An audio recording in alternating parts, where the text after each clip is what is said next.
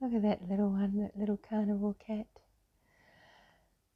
I'm going to use the pause function on my phone here again for this talk on anxiety. Hope that's not going to annoy anyone.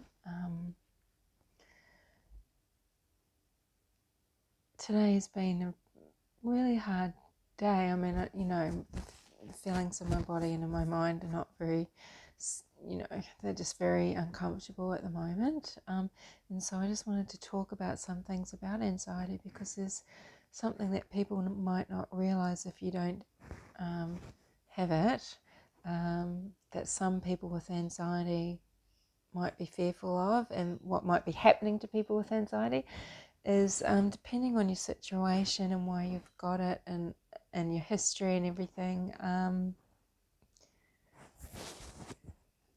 Sorry, Autumn. For me, for instance, high anxiety,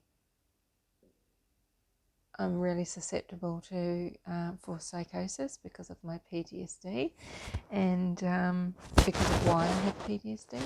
So today I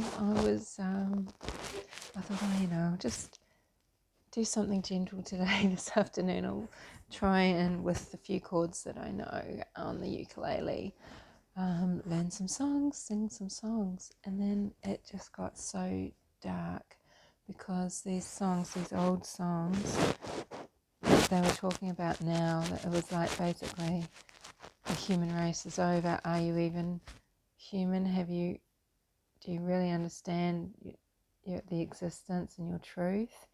And it was just so melancholy, just so like everything is over, everything, it hasn't been what you think for a long time, sort of thing. I mean, I'm fine, I'm not actually going there, but I can see how I could go full blown, because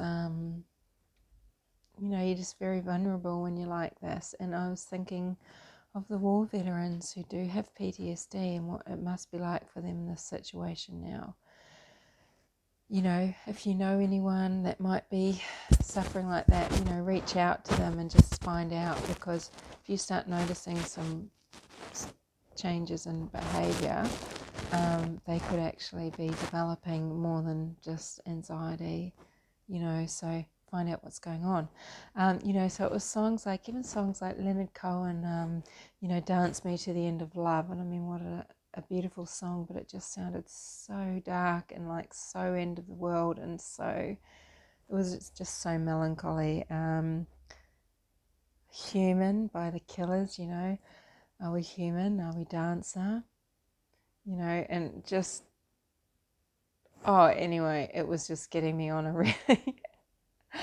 real downward spiral. So, I had to stop, and I've had a shower and everything, but I was very upset, and because it's just that feeling of dread and everything,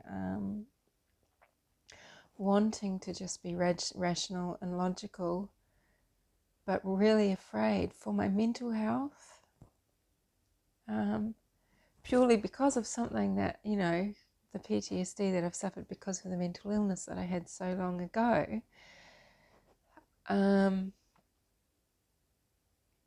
This situation will just bring it on, even though, it's not something that it's something that has faded slowly over time. But, for years and years and years, I don't think people understand. Like, these things don't necessarily leave you, and you don't realize if people are suffering it, that they are thinking about things often, sometimes every day, and they're just getting on with their life. You would never even know. And then times like this and all this uncertainty and everything, just trying to block out, New World Order and everything like that. But it's all of that AI stuff, and it's all that sort of thing that, I don't know. This is a super long video. I'll upload it in the morning anyway, when it's a bit quicker. And what I might do is put some resources down for people, that are in Australia, if they see my videos, with LIFELINE and that sort of thing. But there are actually specific organisations that help with psychosis specifically. So, no, I'm not saying I'm psychotic, but I'm just saying, just be aware of people in your life that that suffer anything like if they have bipolar, for example, when they're in the manic or depressive states, where can they go? What is this triggering? Because I have friends at 9/11. I mean, whoa, that just sunk their submarine, and so reach out to people, because sometimes it's not just anxiety or it's not just depression or anything. Things can be really complicated and really, really painful. Yeah. You're this little girl.